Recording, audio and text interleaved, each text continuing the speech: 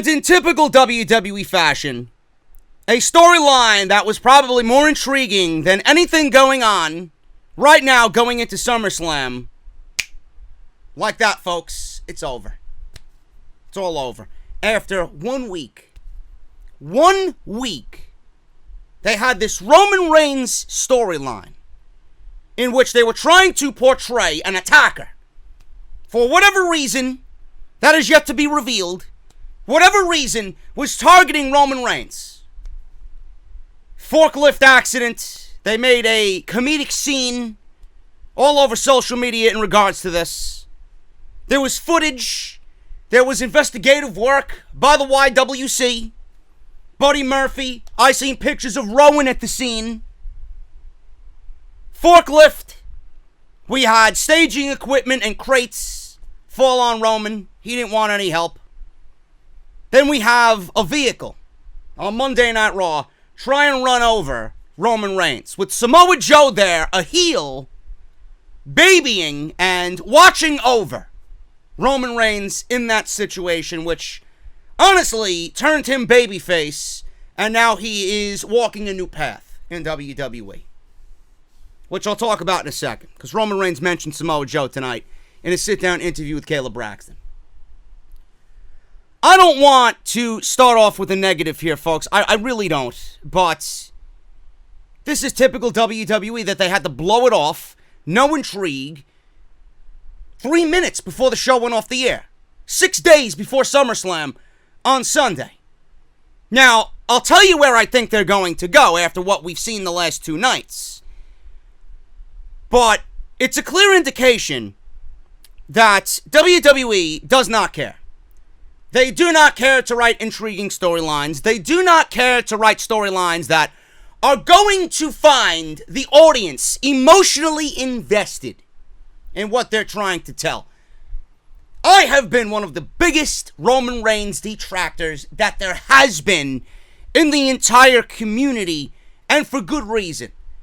For the first time in 5 years, you made this guy look interesting. You made him look like a badass. I was actually intrigued by what he was doing, what he was saying, and where you were going with him. Just a little bit.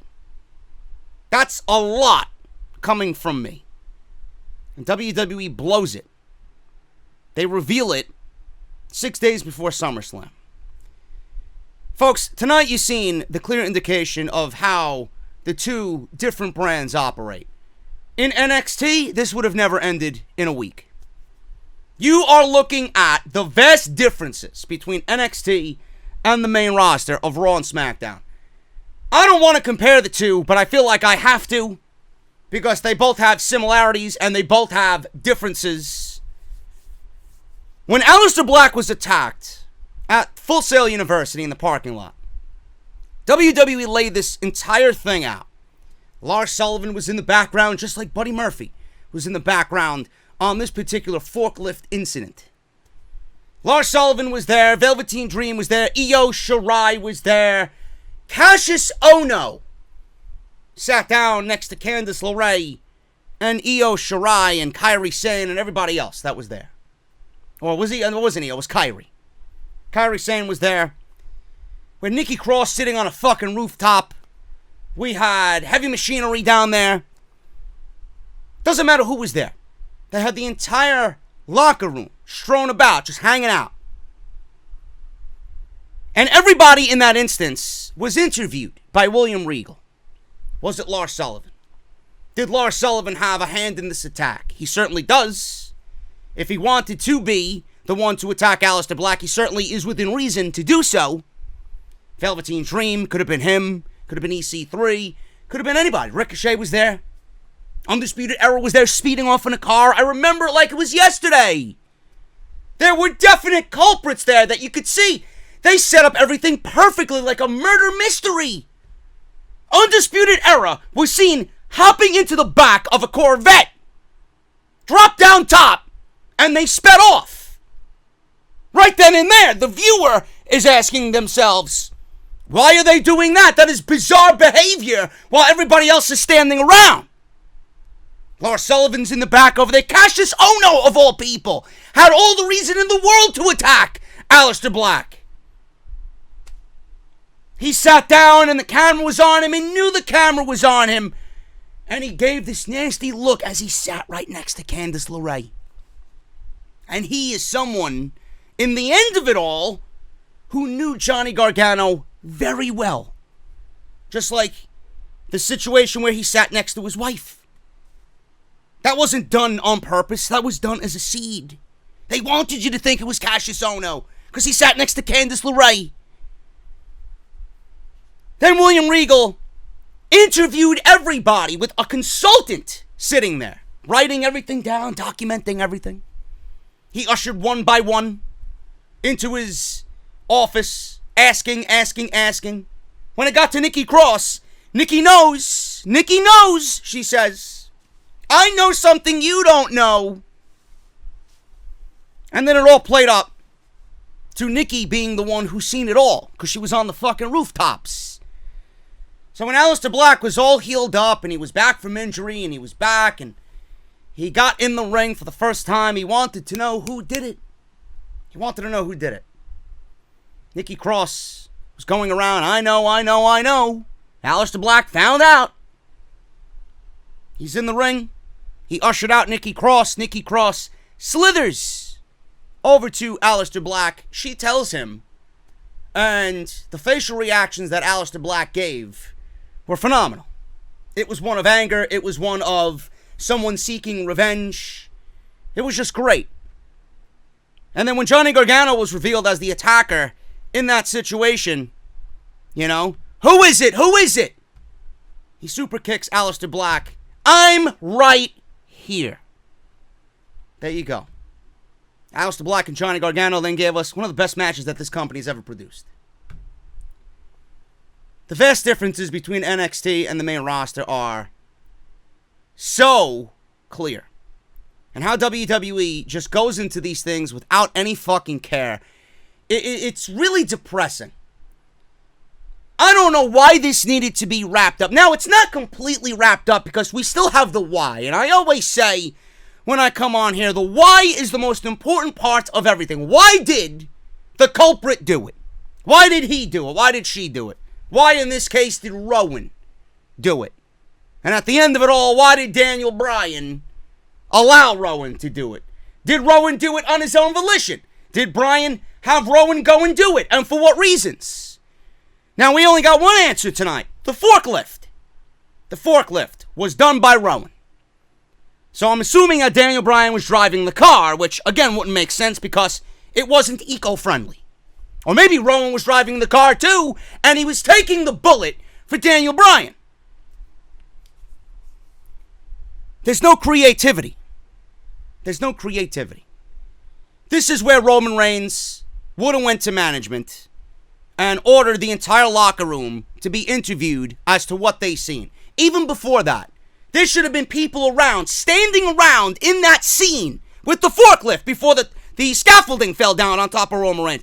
There should have been people there that are not a referee, that's not a producer, that's not an official. If you wanted to throw the producers in there, they could have been interviewed as well.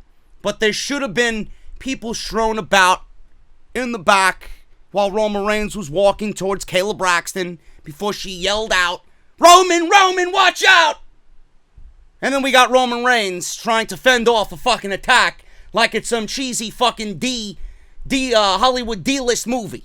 Sci-fi movie, whatever you see on the Sci-Fi Network. There's no thought.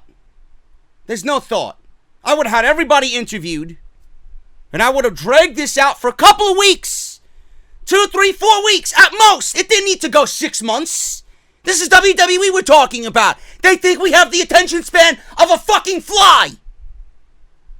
Which is sad. This could have been so much more. I'm not ready to shit on it yet because, like I said, we got the why in all this. Why did Rowan do it? Why did Bryan do it? Was it Bryan who set up Rowan to do it? Why is Bryan or Rowan or both targeting Roman Reigns? There's a lot of whys here that we need answered. That's the only thing I'm hanging on to. That's the only thing right now that's keeping my interest right now, which took a major dent tonight in this storyline. I did not like the way that they treated Buddy Murphy. I did not like the way they treated Buddy Murphy. Everybody else was asked to leave the locker room when Roman Reigns declared he wanted answers. No, buddy. You sit. And like a locker room leader, he respectfully asked, you were there. I seen the footage. Who did it? Buddy Murphy's playing all coy. He's playing it all safe. I don't know what you're talking about. You don't know what I'm talking about, huh? Well, I seen the footage. You were there. I don't know. Listen, Roman, I don't have any idea. I do not know who did it. Roman then gets up very angrily, and he takes the chair that he's sitting in, and he moves it to the back, stands up. I'm going to ask you one more time, and if you don't give me the answer I want, there's going to be problems. So Buddy Murphy stands up. Now he's feeling bullied and intimidated. He gets in Roman's face, and the camera is right on Buddy Murphy's face. And he says, even if I did know the answer, I would not tell you at all. Now, they could have went a multitude of ways around this. It couldn't have been Buddy Murphy, number one. Could have been anybody else. I don't know why they put Buddy Murphy in this situation, and then they proceeded to beat him up and make him look like a fucking fool. So now that's 2 times he appeared on SmackDown Live since the draft, or the shake-up after WrestleMania. The shake-up started on April 15th and April 16th of 2019. Buddy Murphy has not had one single SmackDown Live match since he was moved from 205 Live to SmackDown Live. The only 2 appearances that he's had are a segment for Shane McMahon's Town Hall meeting and this situation with Roman Reigns, where he got beat up by Roman Reigns. Now, I know I urged WWE to not have Buddy Murphy as the culprit because I don't know what good this would have done Buddy Murphy, being that he is, if he was the culprit, heading towards an inevitable loss.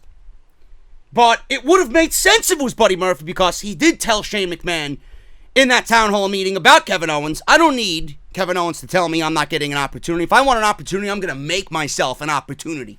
This was an open door for Buddy Murphy to make himself an opportunity. So yes, it would have made sense if it was Buddy Murphy.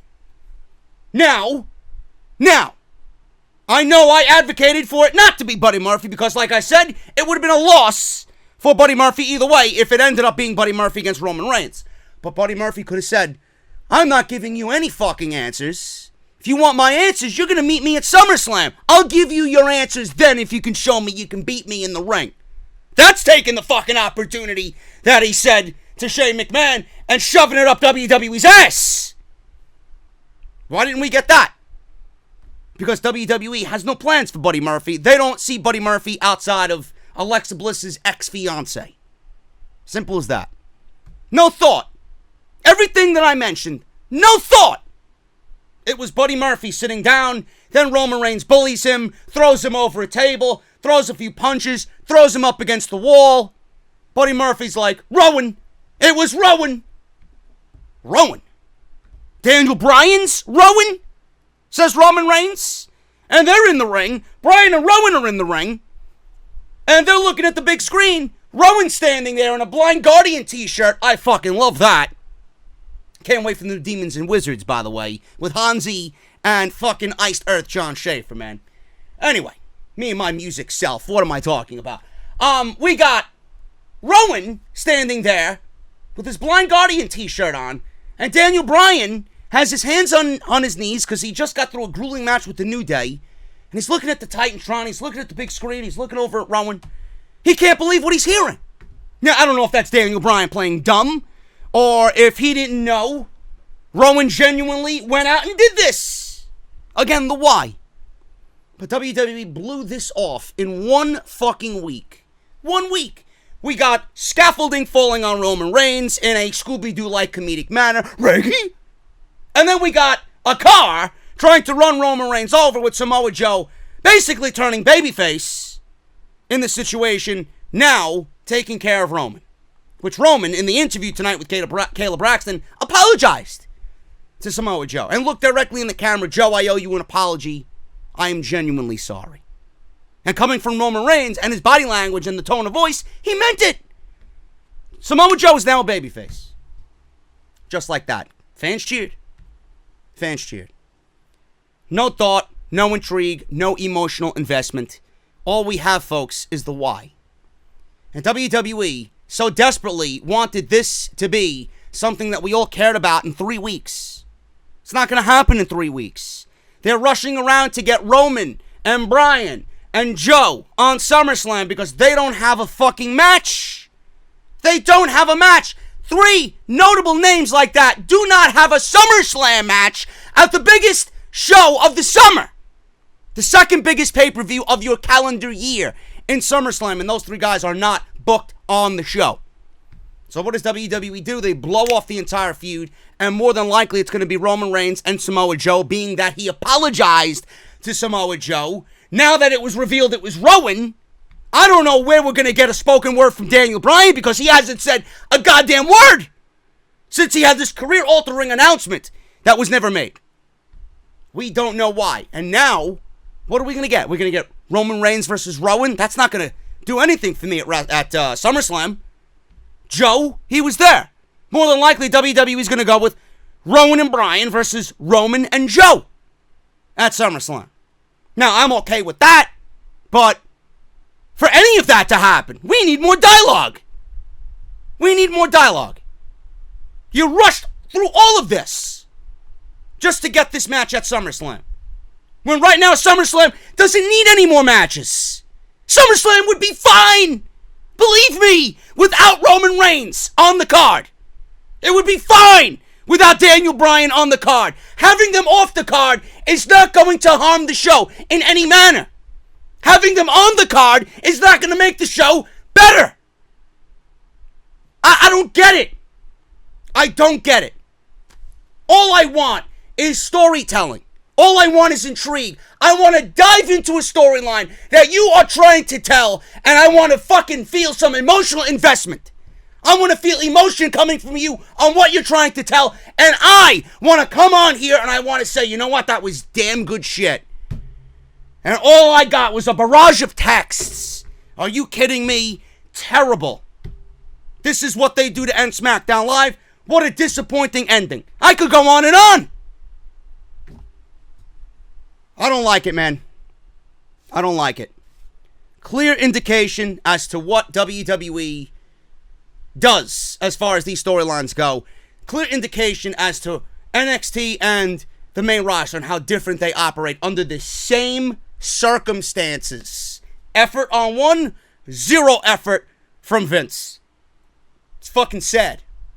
Absolutely sad. If you can't tell a storyline like this, which is so simple and opens many doors for creativity, if you can't tell a story like this that you've told before in the past, this is just a rinse and repeat. We've seen this shit in WWE history before. If you can't tell this story in 2019 in a meaningful way that's going to fucking grab the viewer's attention, you can't do anything. You can't do anything. I don't know what else to say, man. I really don't. I know a lot of people are very disappointed. I know a lot of people are, well, I wouldn't say it was a complete terrible ending on SmackDown Live because we're going to get Joe and Reigns versus Bryan and Rowan. Maybe at SummerSlam. I don't know. It's not announced. I don't know when WWE is going to announce that, if at all. But man, 0 effort. And the basis of my negativity every single fucking week is the fact that they put no effort into anything. This is why I get so mad. No effort. How do you operate on a daily basis? Whether it's taking care of your kid, whether it's going to work and doing the best job that you fucking can, so you go home at the end of the day feeling fulfilled with a smile on your face. Whether it's as simple as a wife, a homemaker, sitting at home, waiting for her husband to come home, clean house, dinner made, everything taken care of so that you both can relax at the end of the day. There's no fucking effort. How do you operate on a daily basis? No effort. You go to work smelly, you go to work smelling like fucking onions or BO, right? You go to work with fucking crusty underwear, smelly socks, hair all messed up, suit all crinkled. That's WWE. They're going into work for a Fortune 500 company, not giving a fuck. Meanwhile, NXT is the fucking prep, wearing the nice suit and the fucking skinny business tie, shirts all iron, hair slicked back. He's the fucking coolest motherfucker in the office. That guy's getting a promotion, says the boss. Boss has got an eye on him. Every single week he sees the effort that the kid puts in. That's NXT. WWE, no effort whatsoever. Absolutely fucking terrible, man. I could go on and on and on and on. Now, the rumors of Vince McMahon writing this show. There were rumors and reports that the fucking script was only half finalized. Half finalized when the show was live on the USA Network. If that is any indication how this company is operating, man, no effort. No effort. We know of that already. I don't need to be backstage. All you have to do is have two functioning fucking eyeballs and you could see how the show progressed over 2 hours. There's no effort. Otherwise, the show would have been entertaining, and it wasn't. It was just as boring as Monday Night Raw. We're going to talk about SmackDown Live and everything that happened or didn't happen. This is the last I'm talking about Roman Reigns. I needed to start off with it because I was fucking seething at the end of that show. We're going to talk about everything on SmackDown Live tonight, right here on Off the Script. Thank you guys so very much for joining me. If you missed anything that I uploaded this past weekend, and including Monday Night Raw, make sure you guys go and check all that stuff out. Seth Rollins the Pussy! That's who we seen on Monday night. Make sure you guys go and check out my great rant on how Rollins is dead going into SummerSlam. It was not a Prius, folks. Roman Reigns tried to evade a vehicle last night. Somebody tried to commit murder, hit and run. They were unsuccessful. And Samoa Joe turned babyface, all Roman Reigns. So we talk about all that plus so much more on Monday Night Raw. And if you missed Off the Script, make sure you guys go and check everything out. I'm going to leave you links up above. I'm going to leave you links down below. Make sure you guys go and check everything out that you might have missed. I would greatly, greatly appreciate it. Hit that thumbs up. It means a lot to me. Make sure you guys follow me on social media at JD from NY206. That's on Twitter and Instagram. Hit that subscribe button down below and turn on that bell for all notifications. I don't want to argue with you guys. I don't want to sound like a negative fucking prick. But I know for a fact a lot of you feel the same way that I do in the no effort department, man. I know that you do. And please don't tell me that I take it too seriously. This is WWE. We watch these shows willingly every single week. This is not good storytelling, folks. There's no effort into it. There's no effort to make Roman Reigns look good. There's no effort to make fucking Daniel Bryan and Rowan look good. There was no effort to make Buddy Murphy look good. You know? There's no effort for SummerSlam. SummerSlam's build is fucking terrible. Absolutely terrible. One of the laziest builds I have ever seen. Subscribe. Hit that subscribe button down below. Turn on that bell for all notifications. Patreon.com/JD from NY206. If you guys want to support the podcast a little bit extra, Patreon is the way to go. And the podcast tonight is brought to you guys by Audible. audibletrial.com/offthescript. You guys are going to get 30 days free just by using our unique link. audibletrial.com/offthescript. 30 days free of their service. And as a thank you for signing up, Audible's going to give you one free audiobook of your choice. The best part is, you're not going to be billed. And then when you sign up, you are on your way to choosing from over 200,000 choices to choose from.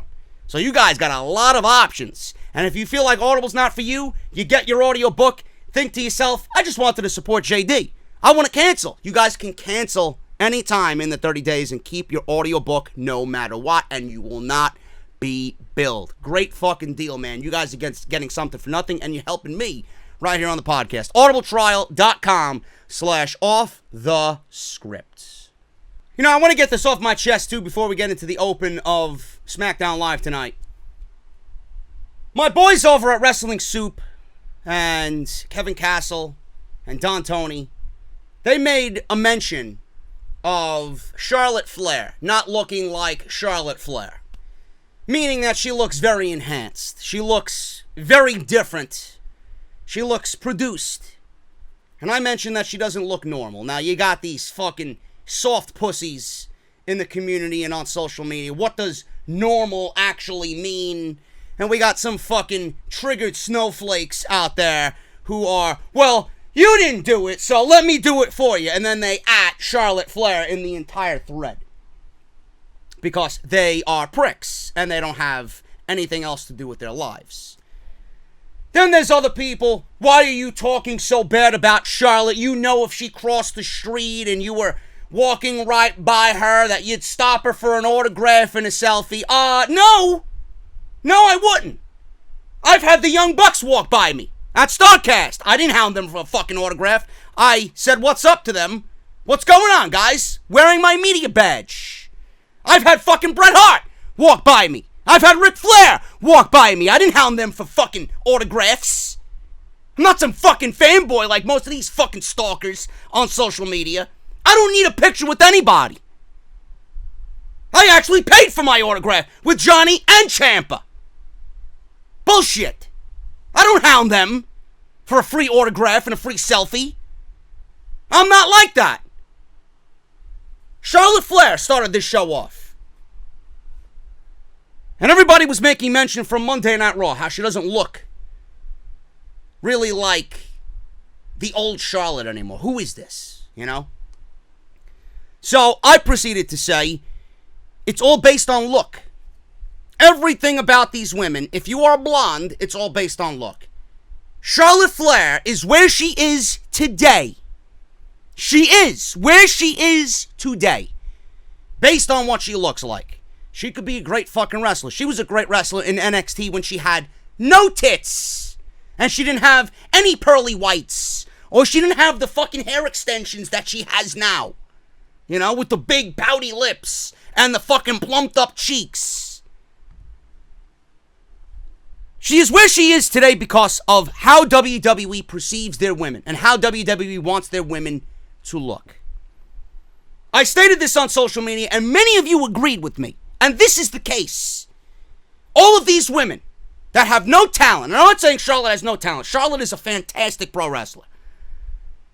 But she is where she is today because of how she looks. Whether WWE told her that, told her to go get this enhancement or these enhancements, or if she did it on her own. If she did it on her own, great. Fine. She wants to look a certain way, nobody's going to tell her how she should look. She's going to do whatever the fuck she wants. But it hasn't been proven that she went out and gotten these things on her own. Everybody, every single woman who has worked for the WWE has had some sort of enhancement done. AJ Lee was very outspoken about how management told her, you know, nobody wants to fuck you. People look at you and they don't have any desire to fuck you, they told her.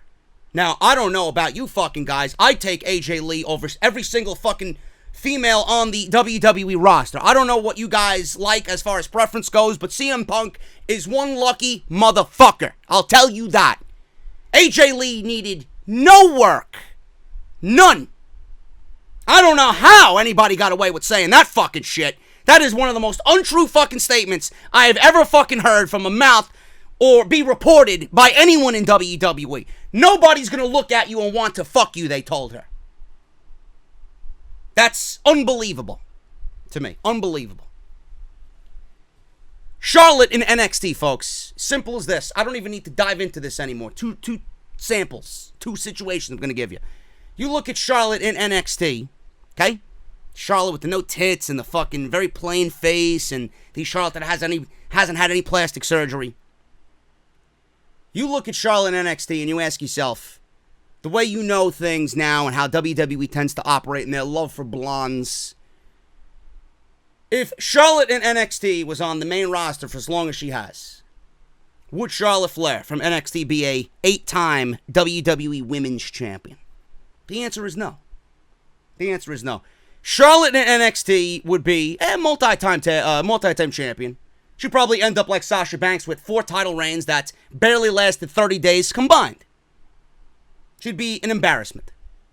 Because WWE finds no redeeming values in Sasha Banks or anyone that looks like Sasha Banks or acts like Sasha Banks, etc., etc. Now, Charlotte got all these enhancements, 8-time champion. She's heralded as the queen, and she's got the biggest spotlight on her in WWE, even though Becky Lynch is still the women's champion. Now, you look at Ruby Riott, Ember Moon, you look at Sasha Banks, Asuka, Kairi Sane, and you look at who's coming up. This is why I am so fearful for Shayna Baszler, Bianca Belair, Kacy Catanzaro, Candice LeRae, Mia Yim, and Io Shirai. I don't know what you guys are thinking, but I know most of you agree with me. There'll be some fucking idiot strewn about who thinks I'm being offensive or unfair, whatever. You look at everybody that I just mentioned, and you know why they aren't being pushed. Because they're too small, they don't have big tits, they don't have big ass, right? Look at Bianca Belair. You think Bianca Belair is going anywhere on the main roster? Seriously, ask yourself that question. Do you think Bianca Belair is going anywhere on the main roster? The answer is no. The answer is no. The same reason why Ember Moon hasn't been pushed, being on the main roster. The same reason why Ruby Riott hasn't been pushed. The same reason why Asuka hasn't been pushed, or Kairi Sane. And it will be the same reason why Io Shirai is not pushed when she makes the main roster. WWE doesn't value women's wrestling. WWE doesn't value the talent that they have as far as females go. They don't! And it's fucking sick. It's sick. I'm not the one who's sick talking about this shit. It's WWE who's sick. Because if they weren't, then Asuka would be a fucking 5-time champion.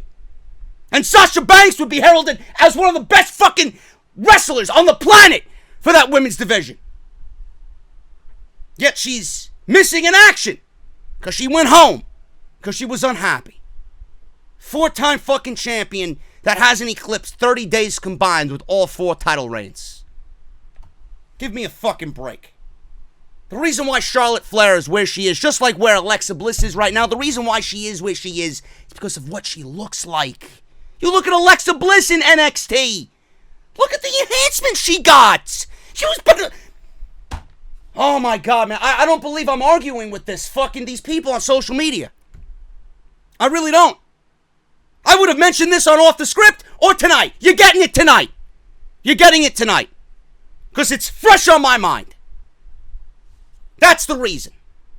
So if everybody calling my guys over at Wrestling Soup fucking sexist or whatever, wrong, offensive, blow me. Blow me. Because they're right. Because I've been saying it for fucking months. The blonde brigade, the blonde agenda in WWE is absolutely fucking real. Absolutely real. Even Carmella. Every single one of them. Now, if Asuka got breast enhancements, if Kairi Sane got breast enhancements, guarantee you their chances of being pushed would be a little bit better. But the fact that they're Asian, they're not going to get pushed. Otherwise, Asuka and Kairi Sane would have been much higher instead of embarrassed and placed as a tag team and given the name of the Kabuki Warriors. Fucking ridiculous, man. That's all I'm going to say about this shit. Charlotte Flair in the ring. She is in the ring, and I wanted this to not really be a thing. I mentioned this on Monday Night Raw. We don't need any more selling for Trish Stratus or Charlotte Flair. It's all you did. You did enough. And WWE has to put Charlotte Flair and Trish Stratus on SmackDown Live. Now, I figured that was going to be the case because Trish was on Raw. Why wouldn't she be on SmackDown? So that was that. So she steps foot inside the ring. They are witnessing greatness, she says. She said most aspire for greatness, but sadly they don't have the genetics, talent, or discipline to achieve it. So at the end of the day, you either quit or you lie to yourself, and you end up doing something else. Just like my opponent at Summerslam, Trish Stratus, she said when the industry began to change, she decided to do something different. She wanted to have a family and drive a minivan. She said at the height of the women's evolution that Trish supposedly wanted to come back for one more match. She thinks Trish is obsessed with much, and she falls short of her greatness. She said it eats her alive. She said the athletes of today are superior to those of yesterday. She said her dreams to score one more big victory in front of her family and friends won't come true. And in fact, she'll shatter those dreams. So out comes Trish Stratus. She said, "That's cute. That's cute," to Charlotte. Charlotte then said, "I thought your minivan was in the parking lot earlier today. I was correct."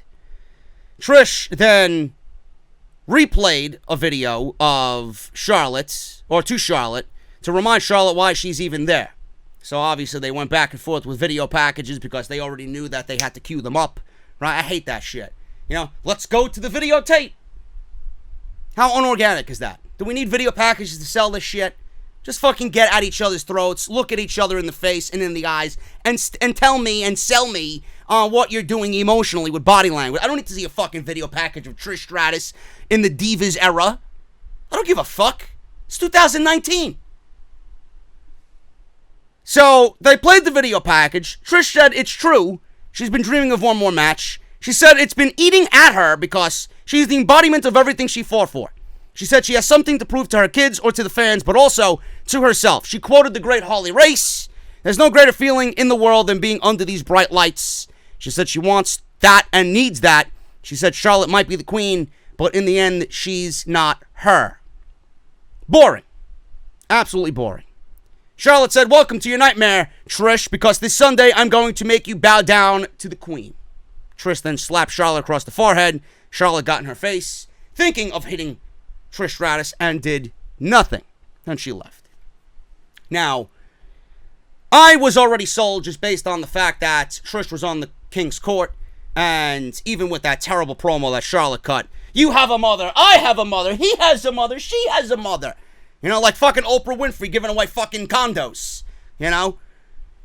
I was intrigued by that. And I was actually most intrigued before the announcement was even fucking made when Charlotte says, my match at Summerslam is going to be bigger than what Bayley is doing for the Women's Championship. That's what had me most intrigued. Then it kind of went downhill. Because WWE really has no basis for these two feuding. They're merely giving Charlotte a spotlight match because she's Charlotte Flair and you can't have Charlotte not on the card. You know? So, I didn't really get any of this. I thought it was very cringe. I didn't think this did a good job at all at building hype around their match at SummerSlam. I really can't buy into anything Trish Stratus is saying because everything that she tries to say, she's got this fucking smile on her face. Now, I don't know if that's done purposely with all the enhancements to her face, but every time she speaks, it looks like she has a permanent grin on her face. She's getting in Charlotte's face, and she's got this look that she's trying to fight this smile. She's trying to fight back smiling at everything that she's saying to Charlotte Flair. Again, I don't know if that's done on purpose or if her face is permanently stuck that way due to all the plastic surgery. I didn't buy it. It was actually cringe. I'm not sold any more than on day one after tonight. I don't. I'm still intrigued about what Trish can do in the ring with Charlotte. Hopefully they give us a decent match, but I'm not expecting much at this point. The only reason why this match is booked is because Charlotte has to be on the card and Trish is a Toronto native. She could probably go to the arena and go right back home after the match is over. That's the only reason why this match is happening. And if you don't realize that, maybe you should be watching somebody else because they won't tell you what I tell you. Anyway, moving on. Goldberg's music played. I was doing the dishes because Dolph Ziggler was on the fucking screen. Heard Goldberg's music, ran to the TV, and it was not Goldberg. So Dolph came out of the locker room with 4 security guards imitating Goldberg. So he was supposed to have a match against Rey Mysterio. Rey Mysterio was attacked at ringside when Ziggler made his way down to the ring using Goldberg's theme and Goldberg's entrance. So Rey Mysterio was attacked, and he attacked him until 3 officials ran out to help Rey Mysterio. So what we learned here tonight, folks, is that Rey Mysterio is a schmuck. Rey Mysterio is a glorified loser in WWE. Don't know what they're doing with Rey, but clearly they don't find much value in him if he's getting beat up by Dolph Ziggler. Ridiculous. So who comes to the rescue of Rey Mysterio? They threw up the bat signal and fucking Bruce Wayne comes out. Oh, I'm sorry, Ali comes out. Mustafa Bruce Wayne Ali comes out. And this match goes 4 minutes. Couldn't have anybody else in the back take Ali's spot. So Ali goes to Smackville, loses. He goes on to have an Intercontinental Championship match and loses. And then he gets beat up by Dolph Ziggler. So why are we getting this again? Is Ali? Now, I don't know if this is true or not. I don't know. He actually, I think I misquoted myself. He went to SmackDown, or Smackville, Boringville, lost to Shinsuke Nakamura. They booked the match again, and he beats Nakamura, so that primarily makes him the number 1 contender for the IC title. Then he loses to Dolph Ziggler here tonight. So you take someone who is probably going to fight Nakamura at SummerSlam and have him lose to Dolph Ziggler in 4 minutes. Again, I ask, you couldn't find anybody else other than Mustafa Ali to lose this match. I don't get it. If this is any indication to you that SmackDown was written in fucking 30 minutes, was still being pieced together while the show was live, this is it. This is it. 4 minutes, super kick, that's it. Clean. 1, 2, 3.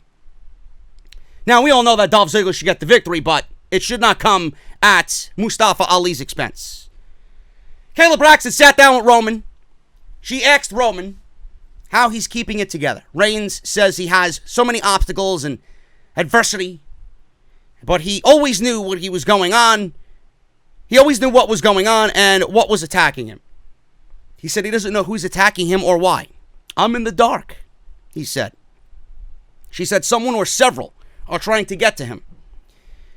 And how is it affecting you, she says. She said WWE is offering security. He said he always has done things alone. So he goes on and tells her that WWE is offering security to protect him.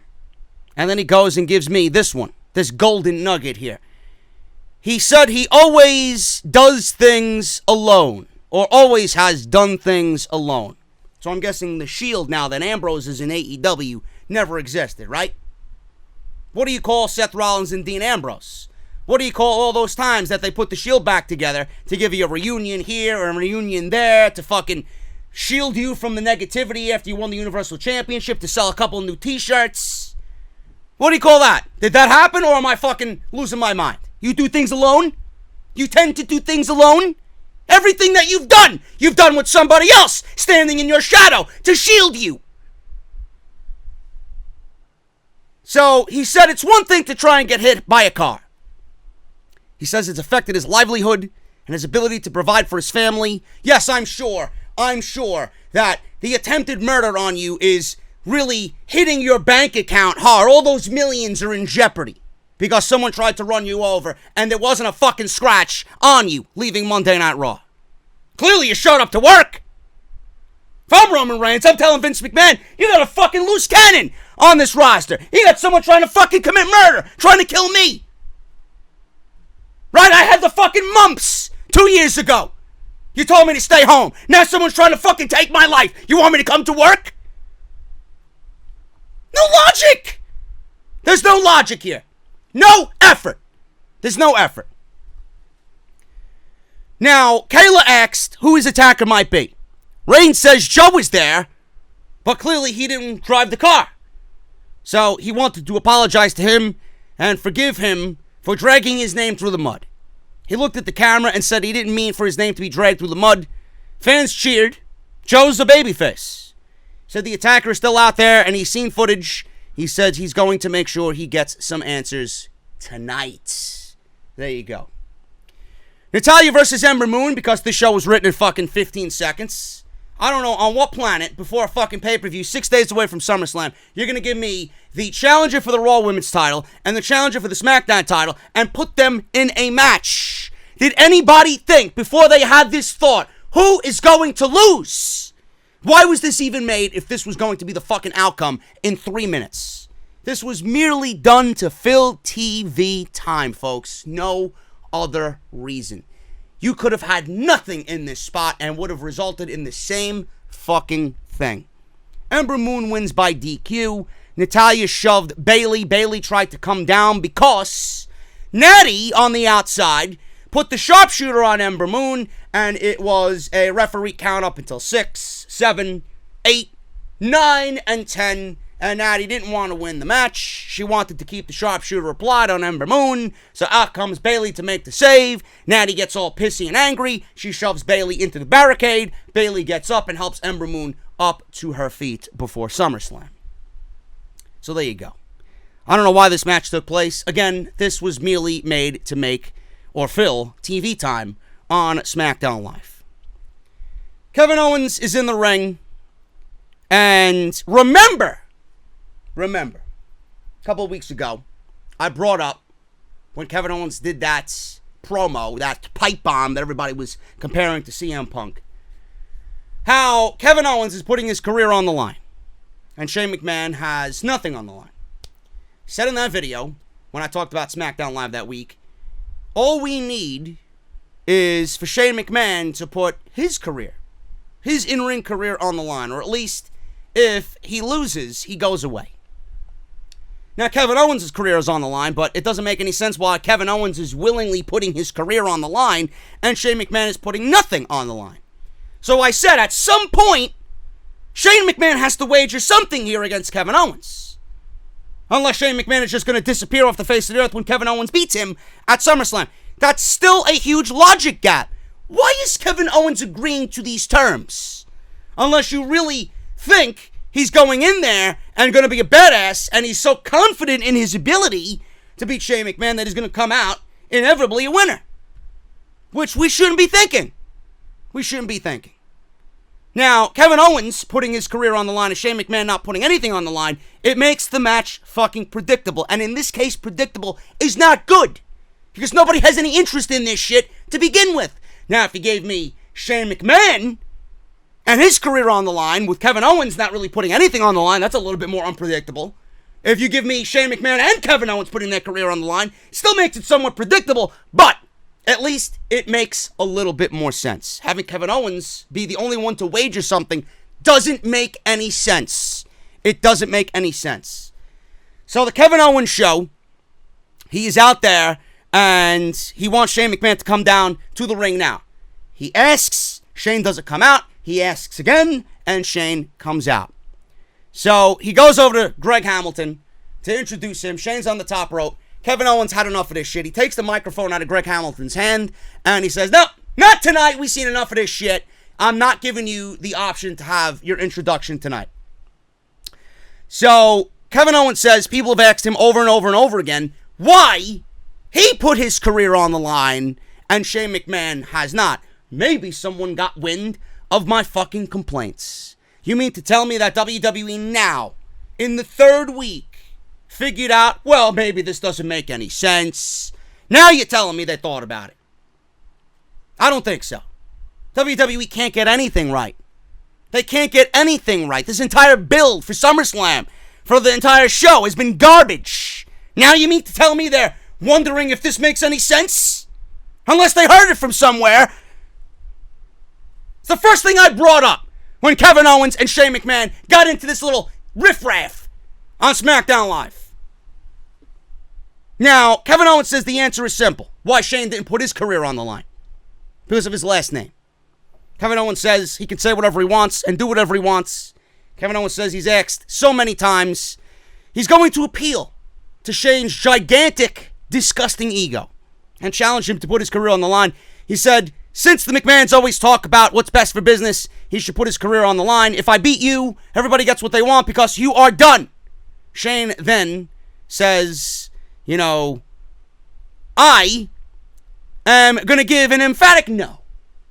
Typical Shane McMahon. He told Kevin Owens his ego got in...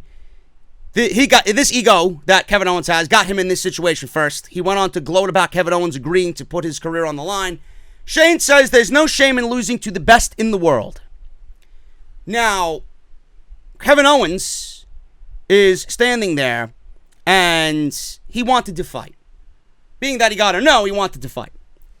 So he ended up throwing the sign and the chairs and everything else outside the ring. Gonna give you a little SummerSlam preview right here and there.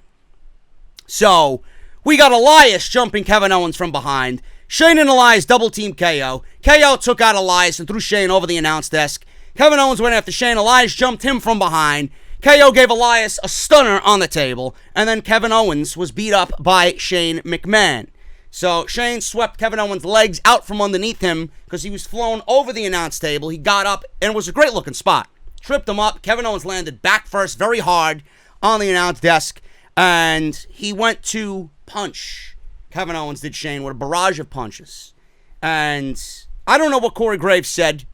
He said something along the lines of, Shane McMahon has the fiercest punches in the business, or he's got the best punches in the business, or something like that. He's the best striker in the history of WWE. I don't believe these words are coming out of Corey Graves' mouth. You know, no matter if that's being fed to him, which 100% I'm sure it is. Man, does Vince McMahon not give a shit about who he makes look like a fucking fool. On no planet, in any galaxy, is anyone going to believe Corey Graves when he says Shane McMahon is the fiercest striker in all of WWE. I don't believe this shit. And who do you think we're going to attack? Some fucking idiot on social media is going to hear Corey Graves say that, who doesn't think or know that Vince McMahon's in Corey Graves' headset, and they're going to attack Corey Graves. And then he's going to get all salty on social media and call himself the best color commentator in the business. Do we really need that? So, a barrage of punches and stomps. He tipped the announce table over, Brock Lesnar style on Kevin Owens, leaned the chair against his face, and drop-kicked the chair into Kevin Owens' face. Shane yelled after Sunday, KO will be out of his life. You've gone too far, you're going down. And the referees finally came to break it all up. There you go. Moving on here, man. Sami Zayn, another loser on WWE TV, which is sad. Sami says he offered Alistair Black a match at Summerslam where he would beat him and expose him and unburden him of all this hype that he can't seem to live up to. So Black responds with silence and locks himself in a dark room because he's safe there. Said it brings him comfort to have the people talk about how great he is. Said Black knows he will beat him and expose him and get rid of the hype of Alistair Black. It will be all gone, and that terrifies him. So Black's music played, and we see a camera of Alistair Black, camera shot of Alistair Black laying in his coffin. He's got a microphone as he's laying on his little board that props him up. And Alistair Black says that Sami might want to rescind those comments. Alistair Black says something along the lines of, this match is not happening at SummerSlam. This match is happening right now. So we're getting this match now and not at SummerSlam. So he makes his entrance. This one lasted 7 minutes. And I'm thinking two things here while this match is happening. Number one, Sami Zayn is a loser. 1.5, I'm glad this match didn't take place at SummerSlam and took place tonight because that is one less match we have to worry about. That's 10 extra minutes we have on Sunday night, folks. Be very grateful because you don't see that all too often. And number two, Sami Zayn and Alistair Black. I'm thinking to myself, we're seeing this match on the main roster and we should be seeing these two guys tear the fucking house down. I'm thinking if this match was on NXT and we got the NXT version of Alistair Black and the NXT version of Sami Zayn, this is a main event worthy of TakeOver, folks. We're getting it in 7 minutes, and Sami Zayn gets absolutely fucking beasted. He gets destroyed. Knees, black mass, knocked him out, goodbye. Sami Zayn stood a chance like I stand a chance with fucking Tony Storm. 0. Done. We see a Firefly Funhouse. We see Huskus the Pig. He was stuffing his face with candy and brownies. He was there passed out. Huskus the Pig was gorging on fucking candy and brownies. Huskus the Pig reminds me of all the fucking social media cretins who want to fucking blast me on social media as they hide behind a fucking anonymous avatar. They probably weigh fucking 600 pounds and fucking drool all over themselves. Fucking glasses. We're taking all the vitamins from a brownie. JD's a fucking asshole. JD is cancer. Anyway, Huskus the Pig is there. Fat slob. Just stuffing his face with candy. Bray Wyatt walked in. Said Finn Balor is not afraid of anything. And he loves that. Says his piggy friend, Huskus, likes to stuff his face with sugary snacks to mask the insecurities. The pig burped. Huskus burped.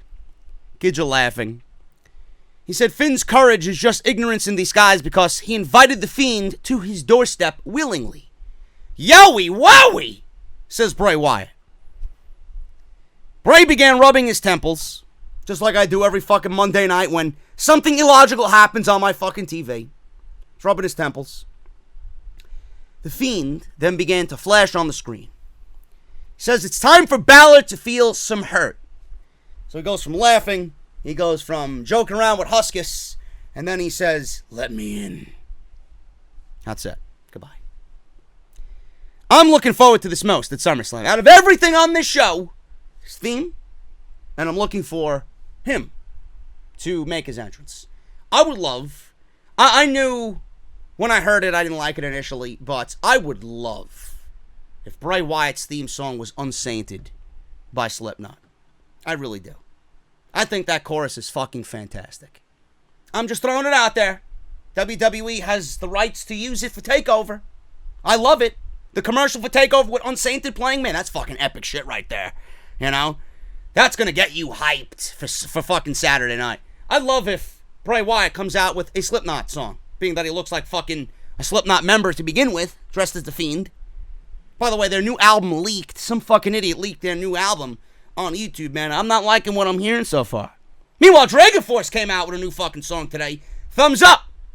Or at least I know. It says maybe a week ago. But the new track is fucking fantastic, man. Love it. Anyway. We got Shad Gable, who was a SmackDown Live regular and a Monday Night Raw regular. Now he's a 205 Live regular. He was warming up with stretch bands backstage for whatever reason. Maybe for 205 Live. I don't know. I don't know why the fuck this is on the show. Again, it goes to show you the show was written in fucking 30 seconds. Backstage, Shad Gable is there, stretching. When Elias walked in, Elias told him to get his bands away from his guitar. Elias says he thought he was talking to a child. Said his friend Randy Newman says, "Short people have no reason to live." He stepped up to him and says he needs to be at least this tall to be in the ring with him. He asked if he has a problem.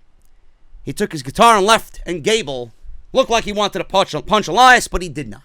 He just let Elias shit all over him, and then he walked away.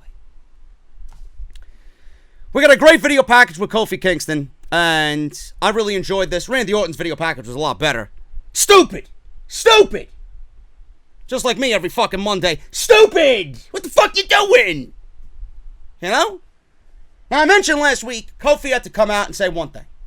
Randy Orton says, "Yeah, I held you down because you don't belong in this situation to begin with. You got lucky, you're a fluke. And I don't need to do anything because I'm Randy Orton. I get to fucking hold my wife's tits on Twitter while everybody soaks it in, you know? I love what Randy Orton did, and I love Dick Randy Orton, the Viper Randy Orton, who's a fucking prick. I love it, man. It's just a great character. Because I could see that being him. It is him. Kofi, I said, has to come out and do one thing in rebuttal. Go the Daniel Bryan route. Stand up for all the smaller guys on the roster that never got an opportunity. You know, I'm paving the way like Daniel Bryan did and like everybody else did. People like me were looked down upon because of our size, because of our weight. We would never give it an opportunity because of this certain criteria that was, you know, needed to be a WWE superstar in the eyes of management. I would have loved if they went there. But they did. They did the second best thing that they could have did here. And they had Kofi Kingston go out there and be positive. He wanted to spread positive thoughts, the power of positivity, while Randy Orton spreads nothing but negativity. So they showed Orton pinning him and yelling stupid at him. That famous clip that they've always showed. There were always rumors that Randy used his influence to hold me back. I worked as hard as I possibly could and go home every day and wonder what he wasn't doing. You know? He wondered why he wasn't good enough to get to the next level. He said regardless of all that, he has to stay positive and keep on grinding. He said he'd like to think that he's proven he is worthy. I had to wait 11 years to get a WWE title match, which made me more positive and more resilient and more appreciative of what I've done.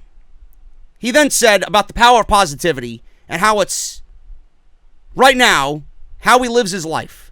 And he wants to inspire people. He wants to use his influence to lift people up, whereas Randy uses his influence as far as negativity goes to hold people down. He said beating Randy will be vindication and it will prove he belongs. He says he stands tall, holding up the WWE title at the end of SummerSlam.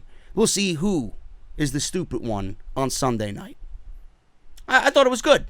I like Randy Orton's better, but this match I hope delivers because there is some backstory there. And get ready. If Kofi Kingston wins this match, which I am not going with, more than likely everybody's going with Randy, so that means Kofi's probably going to win. Randy's taking the title before October. So whether it happens in August or in September, get ready for October because Randy Orton's going to be the WWE champion. New Day made their ring entrance, and we had Daniel Bryan and Rowan versus the New Day. This one was pretty decent. They got a sufficient amount of time here, but this wasn't really of any importance. This was merely done and put in the main event spot because they wanted to end the show with Roman, and Daniel Bryan and Rowan needed to be there in the ring for whatever they wanted to do. Then it goes back to what I already stated in the beginning. So this match went to, I believe, let me see here. Ref call for DQ because Rowan took steel stairs and nailed, I believe it was Xavier. No, he hit Big E with the stairs. So Bryan stomped away to Xavier as Rowan gave Big E the Iron Claw. In the ring, Bryan gave Xavier a running knee, and that was it. So we went to Roman Reigns walking backstage, and they moved away from ringside clearly. If you guys want my thoughts on the ending of the show, I Tarantino'd it, and I went back to the beginning. So I did the ending first, and that's where you're going to find all your opinions, or my opinions, I should say, about Roman Reigns, Buddy Murphy, and this forklift fucking vehicular homicide fucking murder of Roman Reigns, and what I think about that. So that's pretty much that. I didn't like this episode of SmackDown. I thought it was an illogical mess. It was rushed. You could clearly see it was rushed. Summerslam is here. This was the last show before SummerSlam, and folks, I am not excited whatsoever. That makes Raw and SmackDown complete fucking wastes as far as go-home show go for SummerSlam. Neither show got me excited about anything happening on Sunday night. Got a big week coming up, man. Tomorrow is going to begin my rigorous week as far as content goes. I am getting up a SummerSlam preview and predictions as a standalone video. I will probably upload that on Thursday. TakeOver. I'm going to upload on... Actually, I think I'll upload that on Friday. And then we are going to do TakeOver predictions on Thursday, NXT tomorrow, and then Thursday, I'm going to record off the script for Saturday, I believe. Either way, it's going to be a mixture of something. So you're going to get a standalone SummerSlam preview and predictions, standalone NXT TakeOver preview and predictions, NXT tomorrow night as always, and then off the script part 1. Then we got TakeOver. Then we got SummerSlam. Holy shit, man. I'm fucking tired already.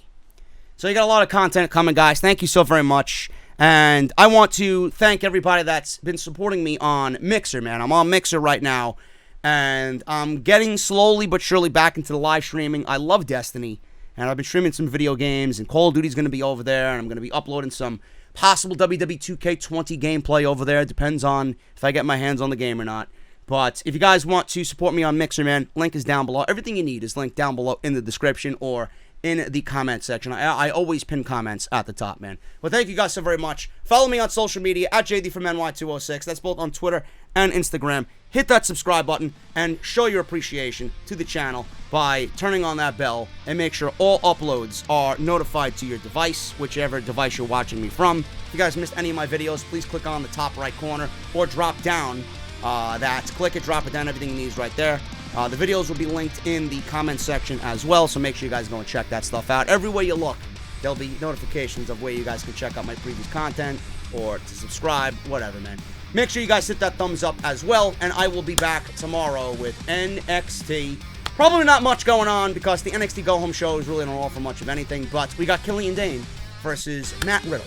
So we'll talk about that tomorrow night, man. Thank you guys so very much. Roman Reigns and the Attackables revealed tonight. Not intriguing, no investment, no effort. Disappointing by WWE. Now, I'll see you guys for NXT. Have a good night. And I'll see you tomorrow for Matt Riddle versus Killian Dane. See you guys then.